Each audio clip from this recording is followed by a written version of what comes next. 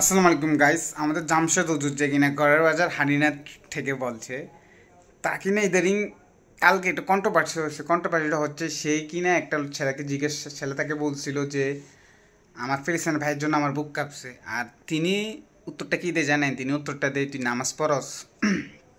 সেটা নিয়ে বহুত লেখালেখি হয়, বহুত কথাবার্তা হয়। কথা হয়েছে আপনি বেনামাজি দেখে আমরা ফিলিস্তিনের জন্য কথা বলতে পারবো না। তা আপনার ঘরের বাজার হানিনার থেকে যারা মধু কিনে তারা বেনামাজি না নামাজি আপনার তারাতে জিঙ্গিয়ে বেছেন তো? এটা হচ্ছে আমার প্রশ্নটা এমন কেন আপনারা যদি বলেন। আচ্ছা, যে নামাজ পড়ানোর থেকে ভাই মানুষ না, আচ্ছা মানুষ না ইসলামের দৃষ্টিতে তুই তো মুসলিম ভাই। আচ্ছা মুসলিম, এটা আল্লাহ জানে। আপনি তো এই প্রশ্নটা করতে পারেন না। তার দরজা আসছে দিকে সে তার প্রতিবাদ জানাছে, সাধুবাদ জানাছে ইয়ার প্রতি, কিন্তু এটা কোন কথা ভাই?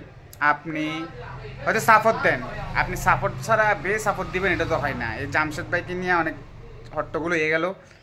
কথা হচ্ছে ভাই, ব্যবসা ক্ষেত্রে তো আপনি কোনো সময় এটা বলেন না তুই নামাজ পড়স, তুই ঘরের পাশে হানিনাথ কেন হানিনাথ কিনবি?